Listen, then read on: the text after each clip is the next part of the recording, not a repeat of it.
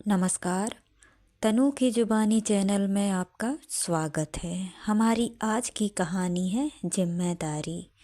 सैली जब ब्याह कर ससुराल आई तो एक दिन सूरज ने उससे कहा, सैली मैं तुमसे कुछ कहना चाहता हूँ, या यूँ समझ लो कि कुछ मांगना चाहता हूँ। हाँ बोलो ना, क्या बात है सूरज। सैली मैं जानता हूँ तुम इतनी ज़्यादा पढ़ी लिखी हो और आजकल हर लड़की अपने पैरों पर खुद खड़ी होना चाहती है। हो सकता है तुम भी यही चाहती हो। सूरज तुम क्या कहना चाहते हो, मुझे खुलकर बताओ। सैली यदि हो सके तो तुम नौकरी मत करना। माँ का पूरा जीवन ही बीत गया सबके लिए करते हुए। मैं चाहता हूँ कि उन्हें भी अपनी बहू के आने के बाद थोड़ा आराम मिले। मैंने देखा है सैली, पहले हमारा संयुक्त परिवार था। चाचा चाची, ताऊ ताई और सबके बच्चे साथ ही रहते थे। जब तक वे साथ रहते थे तब तक ताई और चाची हमेशा काम से जी चुराती थी और पूरा काम माँ के ऊपर ही आ जाता था। तो काम वाली क्यों नहीं लगाई सूरज। काम वाली तो सिर्फ बर्तन और पोंछा करने के लिए ही थी न सैली। लेकिन घर में कितने काम होते हैं तुम तो जानती ही होगी। परिवार यदि संयुक्त है तब तो पूछो ही मत। माँ को हमेशा सबने बहुत ही हल्के में ले लिया था। सब उनसे अपना काम निकलवा लेते थे। माँ बेचारी कभी भी किसी को मना नहीं कर पाई। सैली काम वाली तो हम और काम के लिए भी रख सकते हैं, लेकिन दिन भर यदि माँ को तुम्हारा साथ भी मिल जाएगा तो उन्हें भी अच्छा लगेगा। सैली यह कोई ज़बरदस्ती नहीं है, यह केवल मेरे मन की बात है जो मैं चाहता हूँ। मगर यदि तुम ऐसा नहीं करना चाहती तो कोई बात नहीं। माँ तो जब तक उनके हाथ पाँव चलेंगे सब संभालती ही रहेगी। सैली ने कहा, यदि ऐसी बात है तो मैं नौकरी के बारे में कभी सोचूंगी भी नहीं। मैं उनका पूरा ख्याल रखूंगी। सूरज ने खुश होते हुए कहा, थैंक यू सैली, लेकिन तुम घर से जो चाहो कर सकती हो, जिसमें तुम्हें रुचि हो। सैली ने इसके बाद नौकरी के विषय में कभी सोचा ही नहीं। वह 11वीं तथा 12वीं के बच्चों की ट्यूशन लेने लगी। घर के कामकाज के बाद वह बच्चों को पढ़ाती थी और इसके अच्छे खासे पैसे भी मिल जाते थे। सैली घर का ख्याल भी रख रही थी और कमा भी रही थी। सुजाता और सैली बड़े प्यार से मिलजुल कर काम करते थे। इसी बीच सुजाता के छोटे बेटे मोहित का विवाह तय हो गया। मोहित को काफ़ी समय से आयशा नाम की लड़की पसंद थी और दोनों शादी करना चाहते थे। जब सुजाता को पता चला तो उन्होंने अपने पति से कहा। पिताजी को लव मैरिज से कोई आपत्ति नहीं हुई। पिताजी ने कहा, बस लड़की ऐसी हो जो हमारे परिवार में निभ जाए, तुम्हारी तरह सैली का हाल ना हो बस। ठीक है चलो फिर करो तैयारियां। आयशा और मोहित का विवाह हो गया। सुजाता केवल इतना चाहती थी कि जैसे सैली परिवार में घुल गई है वैसे ही आयशा भी घुल जाए, लेकिन वैसा नहीं हुआ। छोटी बहू आयशा सैली से एकदम अलग थी। आयशा ने पहले दिन से ही अपना रंग दिखाना शुरू कर दिया। वह बहुत कामचोर थी। रोज आराम से सोकर उठती, अपने कमरे से बाहर आती और डाइनिंग टेबल पर बैठ जाती। ऑफिस के लिए सूरज और मोहित के साथ अब आयशा का भी टिफिन तैयार होने लगा। रात के भोजन के समय भी आयशा मदद करने नहीं आती थी, अपने कमरे में जाकर आराम करने लगती। सभी यही सोचते कि अभी नहीं है, सब सीख जाएगी। यह सब देख सुजाता के अंदर ज्वाला जल रही थी। वह महसूस कर रही थी कि सैली अकेली ही पिसती जा रही है। सुजाता घर की शांति भंग नहीं करना चाहती थी, लेकिन वह इस शांति के चक्कर में सैली के साथ भेदभाव नहीं होने दे सकती थी। सुजाता ने सोचा वह खुद आयशा से बात करेगी। सैली की तरफ जब भी सुजाता देखती तो उसे उसके रूप में वह स्वयं ही दिखाई देती, कोल्हे के बेल की तरह जुती हुई।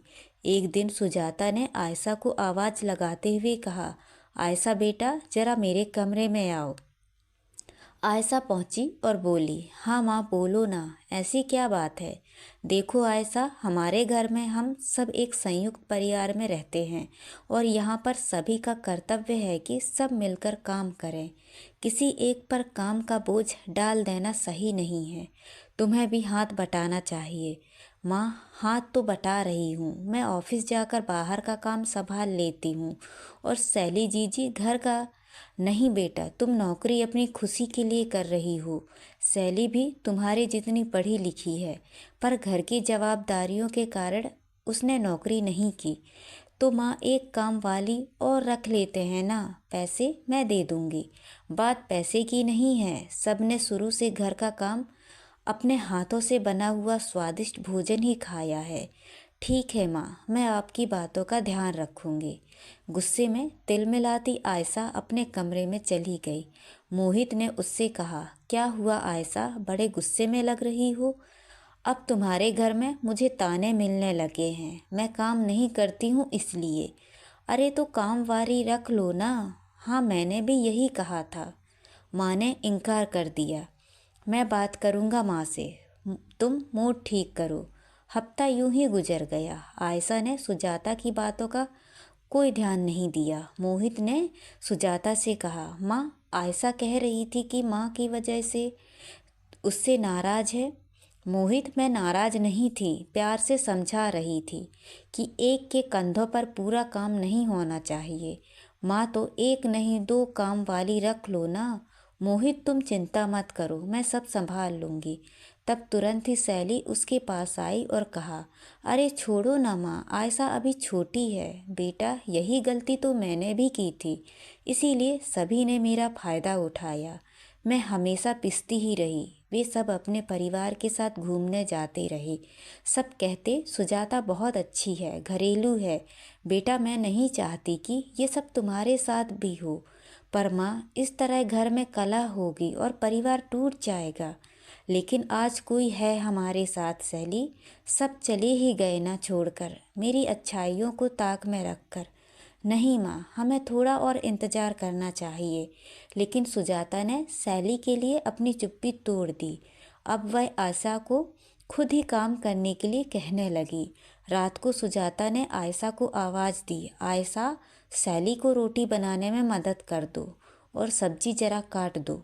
आयशा नाक मुंह चढ़ाकर की ही सही कुछ दिन काम करती रही।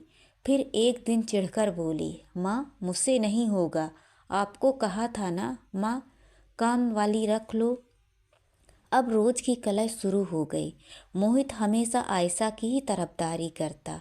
एक दिन तो आयशा ने अपना गुस्सा सैली के ऊपर ही उतार दिया और कहा, जीजी, मैं सब समझती हूँ, आप ही माँ को भड़काती हो। सैली की आंखों से आंसू बह रहे थे। सुजाता का तो दिमाग खराब हो गया। उन्होंने कहा, आयशा, तुम गलत सोच रही हो। सैली ने मुझे कभी कुछ नहीं कहा, लेकिन मैं जिस चक्की में जीवन भर पिसती आई हूँ, उसी चक्की में सैली को नहीं पिसने दे सकती। तुम्हें यदि ऐसा लगता है कि बिना किसी को मदद किए तुम सही कर रही हो, तो तुम मोहित को लेकर अलग रहने जा सकती हो। आयशा ने तुरंत ही मोहित को आवाज़ लगाई, मोहित, देखो हमें घर से निकाला जा रहा है। मोहित ने माँ से कहा, माँ, मैं आयशा का अपमान हरगिज सहन नहीं करूँगा। अगले 4-5 दिनों में मोहित ने रहने के लिए मकान ढूंढ लिया। आयशा और मोहित को जाते समय सैली ने उन्हें रोकने की कोशिश की। उसने कहा, आयशा, प्लीज़ मत जाओ, हम मिलकर रहेंगे ना। नहीं जीजी, हम शांति नहीं, वहाँ रहने से क्या फ़ायदा। इतना कहकर वह मोहित के साथ चली गई। सुजाता टूटते परिवार को देखती रही। पिताजी शांत थे कि ये महिलाओं का आपसी मामला है। आयशा अलग तो चली गई, लेकिन अब अकेली ही घर की सारी जिम्मेदारी उस पर आ गई। दूध, सब्जी, भाजी, अनाज सब उसे ही ध्यान रखना पड़ता। वहाँ तो यह सब सैली देख लेती थी। आयशा ने कुछ दिन शौक शौक में यह कर लिया, लेकिन अब उसको परेशानी होने लगी। काम वाली बाई ढंग से काम नहीं करती, उस पर भी नज़र रखनी पड़ती थी। खाना बनाने वाली के हाथ का खाना ना मोहित को भाता ना आयशा को। सुजाता और सैली के हाथों का बना स्वादिष्ट खाना उसे दोनों समय याद आता। मोहित को अब उसने अपने परिवार की जुदाई बहुत खल रही थी। आयशा भी कहाँ खुश थी। एक दिन मोहित ने कहा, आयशा, यह तो बहुत ही मुश्किल हो रही है। काश तुमने थोड़ा समझ लिया होता। माँ थोड़ी सी मदद ही करने का तो बोल ही रही थी। तुम भी तो थे ना वहाँ, मुझे अकेले को दोस्त क्यों दे रहे हो। अब उन दोनों के बीच झगड़े शुरू हो गए। इसी बीच आयशा प्रेग्नेंट हो गई। उसने अपनी मम्मी को बुला लिया। मम्मी कुछ दिनों के लिए आ गई, लेकिन वह 15 दिन रहकर ही वापस अपने घर चली गई। मोहित कई बार शाम को सुजाता के पास आकर रात का खाना खाने लगा। जब उसने माँ को बताया कि आयशा प्रेग्नेंट है, तो पूरे घर में खुशी की लहर दौड़ गई। माँ ने कहा, वहाँ उसका ख्याल रखने के लिए कोई नहीं है। यदि तुम दोनों चाहो तो यहाँ आकर भी रह सकते हो। मोहित कोई जवाब ना दे पाया। वह जब घर गया तो उसने आयशा से पूछा, आयशा, क्या हम वापस घर चलें? ये क्या बोल रहे हो? अब इस तरह जाने में क्या हमारी पहले की तरह इज्जत रह पाएगी? मैं जाने के लिए तैयार नहीं हूँ। माँ और सैली जानते थे कि आयशा का अभिमान उसे वापस नहीं आने देगा। उन्होंने हर रोज़ मोहित के हाथ से आयशा के लिए कुछ न कुछ उसकी पसंद की चीज़ें भेजना शुरू कर दिया। आयशा ने फिर अपनी मम्मी को आने के लिए फ़ोन लगाना शुरू कर दिया। एक दिन आयशा की भाभी जानवी ने अपनी सास से कहा, मम्मी, आयशा दीदी गलत है। ऐसे में आप उनका साथ देंगे तो उन्हें कभी अपनी गलती का एहसास नहीं होगा। आयशा की मम्मी ने कहा, जानवी, तुम ठीक कह रही हो। लोग कहेंगे माँ ने अच्छे संस्कार नहीं दिए। इसीलिए जब आयशा ने अपनी माँ को फ़ोन करके बुलाया तो उन्होंने आने से मना कर दिया। आयशा का चेहरा उतर गया। आयशा की तबीयत खराब हो गई। मोहित ने माँ से कहा, आयशा बीमार है। मोहित, तुम उसे लेकर यहाँ आ जाओ, हम उसका पूरा ख्याल रखेंगे। मोहित ने आयशा से कहा, माँ कह रही थी कुछ दिन के लिए वहाँ चलकर आराम कर लो। तुम्हें क्या लगता है सबको छोड़कर हम दोनों अकेले रह लेंगे? माँ पूरी जिम्मेदारी उठाने के लिए तैयार है। मोहित के इतना समझाने से आयशा मान गई और 15 दिनों के लिए वे घर पर आ गए। सभी बहुत खुश थे। माँ और सैली आयशा का बहुत ख्याल रख रही थी। आयशा हैरान थी कि उसकी गलतियों के बाद भी वे उसका कितना ख्याल रख रहे हैं। एक दिन उसने सैली से कहा, जीजी, थैंक यू, आप लोग कितना कर रहे हैं मेरे लिए। सैली ने कहा, हम एक दूसरे का ख्याल नहीं रखेंगे तो और कौन रखेगा। आयशा अब अच्छा महसूस कर रही थी और अब वह वापस अपने घर चली गई। बीच बीच में हर रविवार मोहित और आयशा माँ के पास आते रहते। 9 माह के बाद आयशा ने एक बेटे को जन्म दिया। 15 दिन के लिए उसकी मम्मी मीनाक्षी भी आ गई। माँ ने मीनाक्षी के जाने के बाद आयशा को फिर से अपने घर बुला लिया ताकि देख रेख में कोई कमी ना रहे। बच्चा धीरे धीरे 3 माह का हो गया। एक दिन आयशा ने माँ से कहा, माँ, अब मैं संभाल सकती हूँ, मुझे जाना चाहिए। आयशा, यह घर तुम्हारा है, तुम यहाँ रह सकती हो, कभी भी संकोच मत करना। आयशा ने कहा, माँ, मैं जानती हूँ। आयशा और मोहित फिर अपने घर चले गए। अब आयशा का ऑफिस शुरू हो गया। बच्चे को ऑफिस जाते समय आयशा ससुराल में छोड़ दी थी। माँ और सैली बच्चे का पूरा ख्याल रखते। धीरे धीरे काफ़ी जवाबदारी माँ और सैली पर ही आ गई। एक दिन आयशा ऑफिस से सीधे अपनी माँ के घर गई। वह डोरबेल बजाने ही वाली थी कि उसे भाभी की आवाज़ आई। वह मम्मी से कह रही थी, गलती तो आयशा दीदी की है, चिंटू की सारी जवाबदारी सैली भाभी और आंटी पर ही तो है। आयशा दीदी तो चिंटू को छोड़कर सुबह ऑफिस चली जाती है। ये तो वह लोग बहुत अच्छे हैं मम्मी, जो दीदी के इतने खराब व्यवहार करने के बावजूद सब कर रहे हैं। अपनी मम्मी और भाभी का यह वार्तालाप सुनकर आयशा की रूह कांप गई। उसका हाथ अपने आप ही डोर बेल से नीचे आ गया और वह उल्टे पांव वहां से चली गई। वह रात भर सो नहीं पाई। उसे बार बार वही शब्द कानों में सुनाई दे रहे थे। उन शब्दों की गूंज उसके मन मस्तिष्क को भेद रही थी।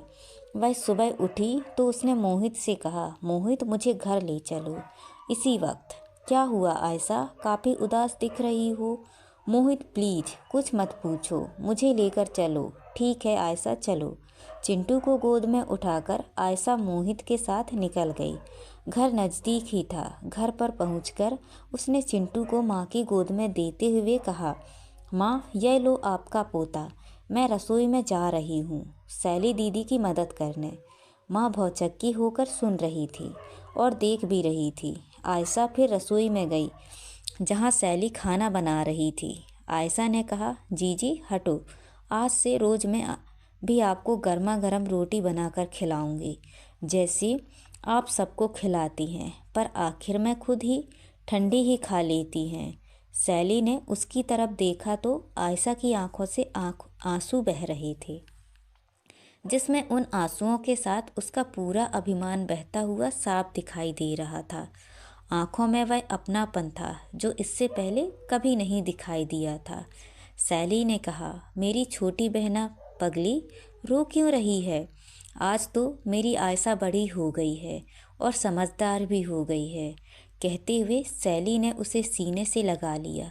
चिंटू को गोद में लिए सुजाता रसोई के दरवाजे पर खड़ी यह दृश्य देख रही थी। तभी उसकी नज़र सैली से मिली। तब सैली ने कहा, देखो माँ, मैं ना कहती थी कि अभी आयशा छोटी है, धीरे धीरे सब समझ जाएगी। आज हमारी आयशा बड़ी हो गई है, माँ भी बन गई और समझदार भी। आयशा ने झुककर सुजाता के पैर छुए और कहा, माँ मैं गलत थी। अब मुझे समझ में आ गया कि अकेले रहना कितना मुश्किल है। यदि परिवार का साथ हो तो हर चीज़ आसान लगने लगती है। माँ मुझे माफ़ कर दो, मैं स्वार्थी हो गई थी। मेरा मेरा करने में हमारा सब तो मैं भूल ही गई थी। आज यदि कोई चिंटू को मुझसे दूर कर दे तो यह सोच कर ही मेरी रूह कांप जाती है। और मैं पागल मोहित को आपसे दूर करने चली थी। सुजाता ने कहा, आयशा काश तुम्हारी माँ की तरह यदि हर माँ अपनी बेटी को सही रास्ता दिखलाए तो फिर कोई आयशा अपने मोहित को लेकर अलग नहीं जाए और कोई मोहित अपने माँ बाप से जुदा ना हो पाए। आज हमारे समाज के टूटते बिखरते परिवारों में हर माँ और हर बेटी यदि थोड़ी समझदारी, थोड़ा धैर्य और थोड़ा एडजस्टमेंट करना सीख जाए तो फिर हमारे परिवार टूटेंगे नहीं बल्कि और मजबूत होंगे, जिनमें रहना स्वर्ग की अनुभूति करने से कम नहीं होगा। आज हमारा परिवार उसी सुख को महसूस कर रहा है। मैं सोच रही हूँ कि मैं कितनी भाग्यशाली हूँ बेटा। अब मुझे क्या चिंता, अब तो हम दोनों को दादा दादी बनकर दोनों के बच्चों को ही संभालना है। बाकी सब तो मेरी दोनों बेटियां हैं, संभाल लेंगे। अब मैं रसोई से रिटायर होकर दादी का फर्ज निभाऊंगी। अब तो एक नहीं मुझे दो दो को संभालना होगा। आयशा ने दंग होते हुए पूछा, माँ ये क्या कह रही हैं आप? हाँ आयशा, अब तुम चाची बनने वाली हो, कल ही डॉक्टर ने बताया है। आयशा ने फिर सैली को गले लगा लिया।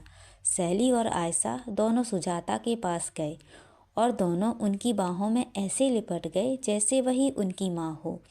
यह दृश्य देखकर सभी खुश थे, लेकिन उससे ज़्यादा मोहित खुश था। तो दोस्तों, ये कहानी आपको कैसी लगी? लाइक और कमेंट करके ज़रूर बताएं और चैनल को सब्सक्राइब करना ना भूलें।